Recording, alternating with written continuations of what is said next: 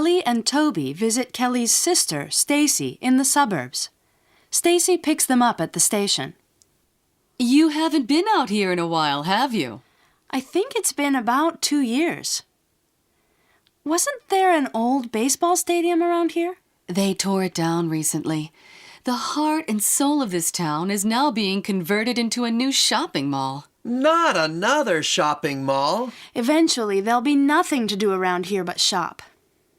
The suburban landscape looks the same wherever we go these days. There's very little sense of place, that's for sure. Believe it or not, our streets used to be charming and beautiful.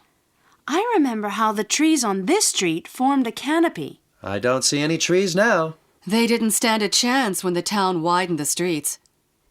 It wasn't until those trees were gone that we realized their value. What a shame. We need to create more public squares and parks in the towns. But who goes to parks nowadays? Everybody would if there were one nearby. I don't know. All I can say is we would have been much happier with narrow, tree-lined streets. Parks would probably keep the children off the streets, too. I doubt that. Children have a tendency to play on the street, park or no park. They do? Why? Bicycles and skateboards don't work well on grass. They could build a park with paved pathways like they did in Central Park. I suppose so. And that can happen only if the citizens and the architects put their hearts into town planning. Okay, and now let's go on to co-op organizations. Kelly comes into her sister's kitchen in the morning and finds her preparing dinner. I hope you're not preparing all this food just for Toby and me. Oh, of course not. Today's my turn to cook in our cooking co-op. Cooking co-op? I guess it hasn't caught on in the city yet. Co-op organizations are part of suburban culture these days. Really? We have co-op organizations that help neighbors do everything from babysitting to cooking. So what's a cooking co-op? Well, 3 of my neighbors and I set up this co-op where we take turns cooking dinner for our families. You're actually preparing dinner for 4 families? That's right. In about an hour, these pork chops will be delivered to their doors in these ready-to-reheat containers. How many days a week do you do this? Just one weekday. I'll be cooking again next Tuesday.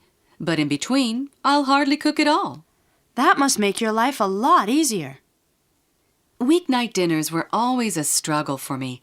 You see, I usually get home from work after 7. So by the time you got dinner on the table, it'd be 8. Exactly. The kids were starving, so we ate out a lot. Does your co-op plan menus in advance? Yes, we meet once every 6 weeks to decide. That way, there's no guesswork involved when it's time to cook or shop.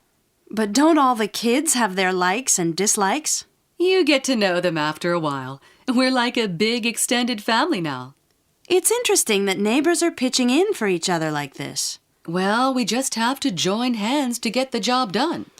Still, I find it hard to believe that the community spirit is so alive. Why? The spirit of cooperation helped settle the frontier, didn't it? It's always been a treasured American tradition. Now that you mention it, it does remind me of barn raising. And it still works. You can prove it yourself, Kelly. And peel those potatoes for me, will you? Jeff, community is a word we hear a lot these days, both in suburban and urban settings. People are forming informal networks with their neighbors, joining volunteer groups and other kinds of organizations to foster a sense of community in their neighborhood. Yes, if I'm not wrong, Marcia, this sense of community has never entirely disappeared from America's suburbs, and certainly exists in the countryside. It's our cities that lack community, isn't it? Yes and no. Contrary to the popular belief that people in the city always withdraw into their homes and lock the door, there is a definite sense of community in Manhattan. Really? I remember one time when there was a streak of crimes in my neighborhood, Greenwich Village. People were being mugged on the streets at night. And the neighbors, consisting of people from all walks of life, the medical surgeon, the sculptor, immediately formed a vigilante group that patrolled the streets. Really? Volunteering for the neighborhood is a sure way to nurture a sense of community. Did you take part in patrolling the neighborhood, Marcia? No. I was still too new to the neighborhood. I would have gotten lost patrolling the streets. Really? All right, on that note, let's hear about weekends in the city. Kelly, Toby, and Todd are having brunch in a cafe. I desperately want to get out of the city. Either of you up to skiing this weekend? It'll probably be bumper to bumper on the expressway, Kelly, especially on a 3-day weekend. Definitely. Day or night, it'll be jam-packed with people trying to escape the city. It can't be that bad. Oh, yes, it can. As a general rule, I stay in the city on weekends during the ski season. So do I. I wouldn't dare leave the city if I were you, Kelly. Even so, wouldn't it be nice to get away just for a day? Not on weekends. I'm basically a mountain person, but the ski areas are full, even in the mornings. There's no real escape on weekends. But then what's there to do in the city? Believe it or not, the New York libraries make a surprisingly good retreat. That's because you're a scholar, Toby. I'd be bored stiff reading books all day. But Kelly, I don't go to the libraries just to read. I visit them as I would a museum. What's there to visit in a library? There is a wealth of things to see and do. Like what, for instance? Well, you could easily spend a whole day just browsing through the rooms admiring the architecture. That sounds interesting. You'll also find paintings and rare collections on exhibit.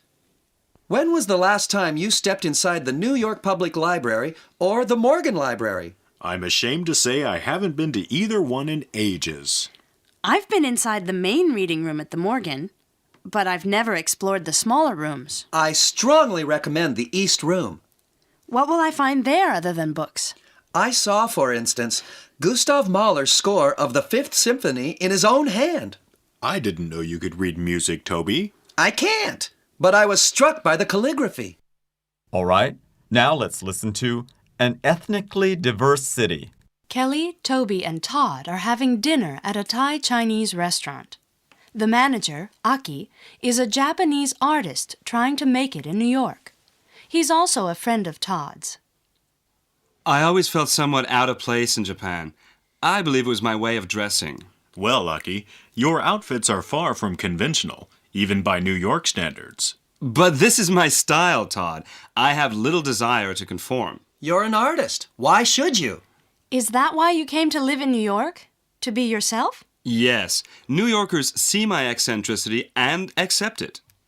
We're pretty tolerant when it comes to fashion. Nobody bothers me here when I wear my multicolored outfit and mauve platform boots. Well, that's New York. Anything goes. Please don't get me wrong about Japan, though. I like Japanese culture a lot. I can tell from your artwork, Aki. I'm convinced that my Japanese heritage is the basis of what I create. As an artist, don't you find living in New York exasperating? It's true that the energy and the rush in this city is exhausting at times, but it's also very stimulating for me. I'm often overwhelmed by those things. But you can use this energy creatively, Todd. The waitress places their dishes on the table. Well, I hope you enjoy your meal. Thanks, Aki. Thanks, Aki. You know, this city never fails to surprise me. How so? Just think. We're eating at a Thai Chinese restaurant. The manager's Japanese, the waitress is Iranian, and the other help is Mexican. Well, that's typical of New York. We've always been the world's most ethnically diverse city. I agree. It's the mixture that makes up the charm of this city. You certainly don't need to travel far to see the world. I totally agree. Just by talking to Aki and having this Thai fish soup, I feel like I've been halfway round the globe. Jeff, out in Chichibu, where you live, is there much ethnic diversity? Oh, Marcia, it's amazing. In the 7 years that I've lived there, I've met dozens of people from every continent, except Antarctica, of course. No penguins? No penguins, but maybe a panda or two. And Chichibu has an ingenious method that helps to contain all this diversity. It's called festivals. Chichibu is famous for its festivals, especially the night festival in December. Sounds cold, but I guess everybody takes part in the festival and you grow close through that. Definitely. People are involved in the preparation for months ahead, and actual participation can be very strenuous. It can continue for hours and hours in the cold, and actually that brings people closer. Have you been a participant? Well, you love cold weather, so that shouldn't deter you from participating. You're right. For years, I participated indirectly by promoting the festivals when I could and guiding people around. But last year, I was invited to join the procession for our neighborhood float. And although I didn't know a lot of the people there, well, most of them were on a dare-dare-chan basis with each other. But it was very heartwarming to be part of that community on that very cold, special night. Okay. Well, since Marsha doesn't care too much for cold weather, let's move on to a warmer topic, modern forms of entertainment. Let's begin by going to a show.